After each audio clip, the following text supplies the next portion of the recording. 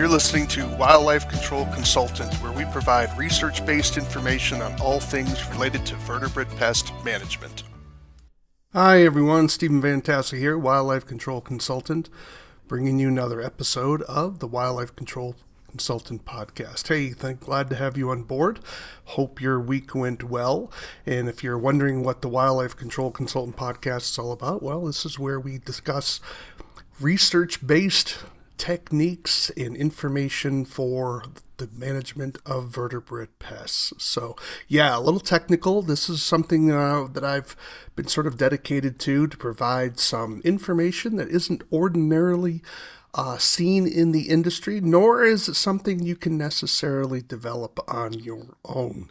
So trying to get that research side and with the practical side connecting better, because researchers often talk to each other, wildlife control operators talk to each other, but they don't always talk across that divide, and that's where this podcast comes in. Well, if anything, we do hope that if you have questions, comments, suggestions for future shows, definitely reach out to me at wildlifecontrolconsultant@gmail.com, wildlifecontrolconsultant@gmail.com, to take a few moments, if you would, subscribe to the channel. And if you're looking for additional resources and information on wildlife damage management, well, you can see some of the publications that I've been involved in. I also help out with ghostwriting and helping people create their trainings, and even doing trainings both in person and online, and also doing some research if they want that as well. So definitely reach out. There's my website, Wildlife Control Consultant. There's some of the materials that we have available for you. So we hope you go and check it out. If you would like to be on the show, do take a few moments, if you would, and watch the podcast that I have about being a guest on the show, so you can learn what it's all about. We love having guests, and we would love to spotlight your work or thoughts for the wider industry, because we think that is important as well. All right, well, I think that's going to be it for that. What are we going to talk about this week? Well, let me get my PowerPoint set up here. I came across some articles, and I thought this would be kind of interesting. Yeah, you may say it's not the right time of year, because snakes really aren't really that active in the wintertime, and maybe perhaps those of you in the southern locales or maybe outside the United States may have still have snake issues. But nevertheless, I kind of come across things sometimes way too early, so my timing isn't always the best. But you're always wondering, these things keep getting marketed, so I thought I would do maybe a series of podcasts on the issue of snake repellents. So again, we're looking at things from a scientific, research-based, not just a lot of anecdotal or flashy advertising. And so I came across some articles, and so we're going to probably review some of those and make you aware of the state of the research in this important, but I think neglected field. So, do any of them work? Well, before we get to that question, we have to recognize that sometimes repellents are made for different classes of snakes, and so it's important to make sure you differentiate that. Sometimes if you read labels for those that are made, that have been registered or have been sold commercially, they may be able to tell you whether this is designed for a venomous snake or non-venomous snakes, right? And so it's important to keep those two apart. And so it gets a little confusing, because a repellent that is marketed for non-venomous snakes, notice we don't use the word poison anyway, snakes aren't poisonous, we call it venomous. It's, I didn't do that, I didn't invent this, but just so that you're clear on the technical terms, poison is something that you would consume. If you eat something and it hurts you, that would be poisonous. Venomous is where an organism has the toxic material that he can then inject into you, or that would be venomous, okay? But if you can eat a snake, just don't eat the part of the snake that has the venom in it, right? So but a snake isn't poisonous. It has venom in its venom sacs and that sort of thing. So just to be sure you're wanting to differentiate that out, because that can kind of get you a little bit of trouble. But nevertheless, when we're dealing with repellents, ask yourself the question, is this a repellent for a venomous snake? Is this a repellent for a non-venomous snake? Or is it a repellent for both? Now, in the United States, again, that's going to be my context here. This is not a discussion about snakes around the world and whether they're venomous or not. That is a huge field, well beyond what I'm going to be dealing with today, or even what I'm capable at this particular time. So I want to be very clear about that. But when you're looking at venomous snakes here in the United States, one way, it's not perfect, but one way is to look at the eye, right? So that means you got to have good enough vision to see the eye. And that is when it looks like a cat's eye, that's going to be venomous. And if it's just round, it's going to be non-venomous. Now, as a general rule, there are exceptions to that, right? When we deal with coral snakes, for example. Coral snakes have a round eye, but again, coral snakes have coloration patterning that helps you to identify, but it can be confusing. So there's a rule of thumb or a mnemonic that says red on black, venom lack, red on yellow, kill a fellow. I've been told that mnemonic is mostly true, but it's not necessarily perfectly true. So again, snake identification is complicated.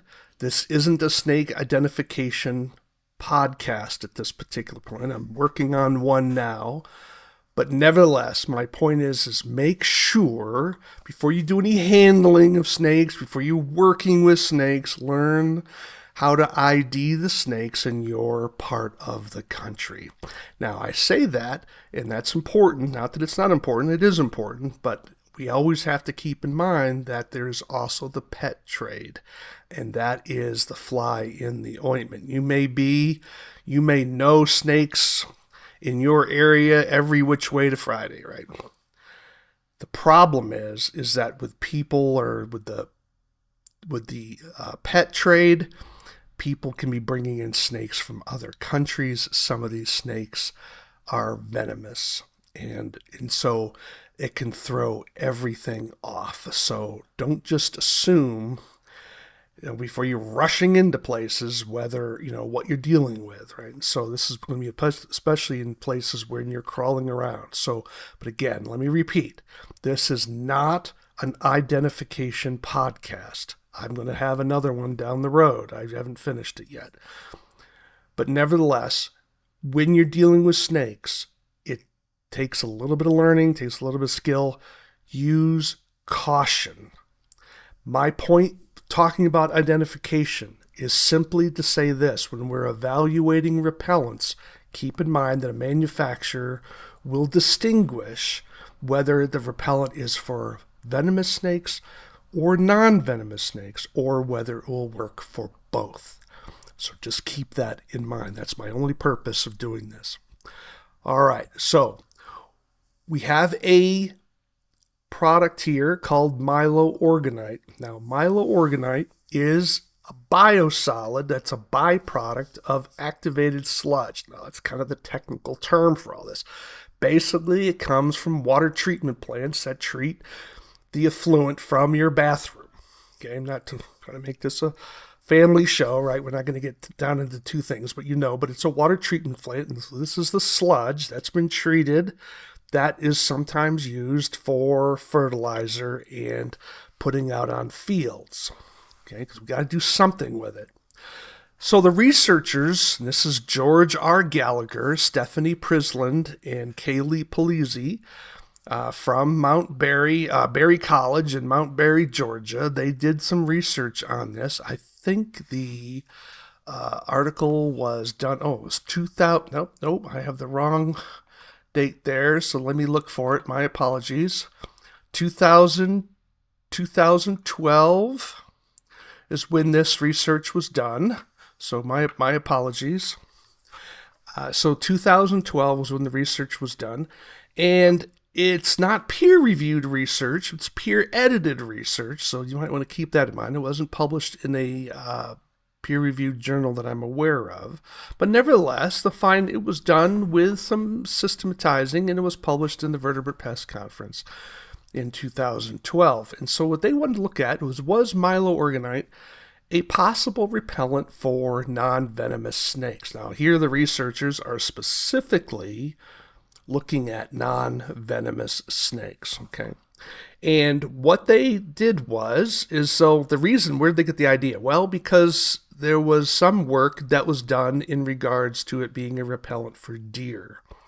And that's not today's presentation, but research has been done on Milorganite as a deer repellent.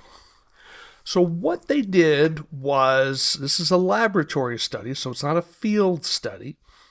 What they did was they created this triangle study area created out of plywood, and it's pretty big. And they had a plastic floor and then a hardware cloth roof to it. And then in each corner, they marked off using a fishing line a small area that would contain a metal can. Now, the metal can was to hold 250 milligrams of Milorganite or 500 milligrams of Milorganite, or I think they just used nothing. That was the control. And what they wanted to do was place snakes inside, and they went out and captured wild snakes. So these weren't laboratory snakes that were already familiar with the lab environment. They went out into the field, captured a wide variety of species. I think they had like 5, if memory serves. All non-venomous snakes in the Georgia area.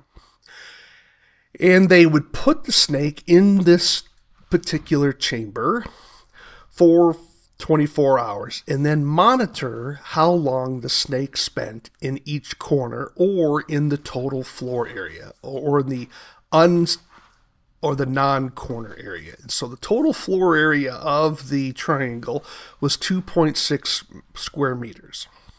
So it's not very big.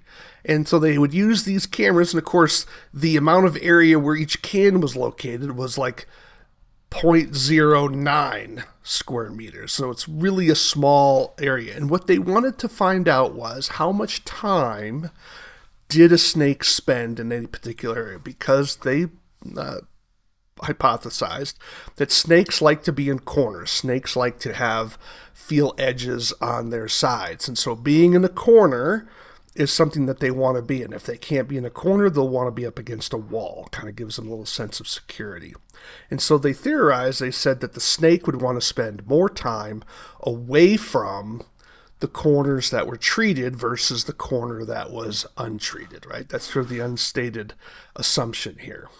And so they would monitor these snakes for 24 hours, and then they would ultimately re-release them back out into the wild. So the longest time that a snake was in the study was 72 hours. Okay, so these were all wild snakes, and the snakes would be released back into the location where they were originally found. So they weren't translocating them, they weren't relocating them, they were bringing them back to where they were originally discovered. Okay, so a pretty interesting study, pretty fast. But let's take a look at what their results were. What they found is that snakes spent significantly more time in the control area, that's the corner without any Milorganite, than in the areas where they did have Milorganite. And just to kind of give you, I've talked about P levels before, but the difference was so great that it was a P level of less than 0.01. Now, in layman's terms, what that means is that the difference was so great in terms of the snake's behavior, and again, this is a constellation of snakes across species here, that the likelihood of this happening simply by random chance was less than 1 out of 100. That's pretty good, right? Typically, the P level that's used is 5. That means the likelihood of it happening by chance is 5 out of 100, right? So the results here are pretty strong, and that is snakes wanted to avoid the areas that had Milorganite. Okay. Now, Was there a difference between 250 milligrams of Milorganite versus 500 milligrams of Milorganite? And the answer is yes. But there wasn't a significant difference. It was greater than a P level of 0.05 between them. In other words, you didn't really get a significant amount of change going from 250 to 500. There was a difference, but it wasn't too big enough to get past that issue of just being chance. Okay, that's where they use that P level for. You may say, boy, that's pretty stringent. Yeah, that's part of the reason why researchers do that, is they want to make sure that there's enough difference to overcome concerns of just random chance. Because if you roll enough dice, you're going to get 6 sixes in a row. You just have to roll it a while, right? And so you're wanting to make sure that you're getting an effect that's actually legitimate. Okay, it's called trying to avoid a false positive. Now, in terms of the outside corners, how much time did the snakes spend? Well, you can see there, 548 in terms of the outside corners, right? So when you compare that with them being in the middle. So snakes didn't want to be in the middle area very much, but they certainly wanted to spend time in a corner, but when they did, it was the corner that didn't have the Milorganite as a general rule. But again, even with the repellency factor, they did spend some time. Now, to be clear, they counted it as the snake being in the corner when one part of the snake broke that corner line. Now, let me go back to that image again. You see how I have these black lines there? So if part of the snake's body crossed that line, it was treated as it spent a little bit of time in that corner. Now, it may only be a second, but it still would count. Okay, so it's important to realize. So it's kind of a stringent study in this regard. So now, before you run out and start buying a bunch of Milorganite and throwing it around your yard or something, you need to keep a few things in mind. And this is where we get to our bottom line here, right? This is where we try to help you understand the limits of sometimes. Sometimes when you hear a study was done and they found X, and it could be significant, and I think there's something to be said here with this particular product, but there's still questions that have to be done, right? The first one is do the noxious odors in a confined space match how you would use it in the field, right? This is the challenge of a lab study versus a field study, right? So you may say, well, I'm going to spread some Milorganite around, some person's basement or something.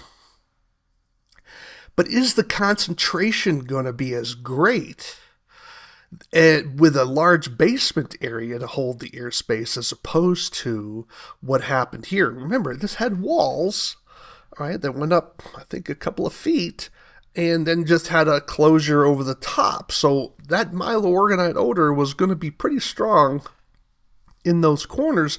Would you get the same level of effect in a basement where there's a lot more air? Okay, don't know. What about being outside? Would it have any impact outside where there's a whole lot of air, right? Plus wind and drying conditions and that sort of thing, right? The second thing is that, again, the snakes were only held in the study no longer than 3 days. They said actually 72 hours, okay?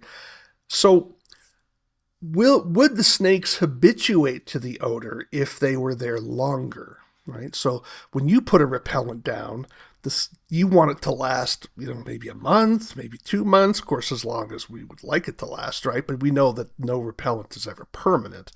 But nevertheless, if you can get a month out of it, but they didn't test it for a month, right? So we don't know if the snakes would habituate to it. Now, to be fair, they mentioned that particular concern in their article, right? So they said, hey, this is only a short-term study. We have some effect here, but we don't know how long that effect lasts.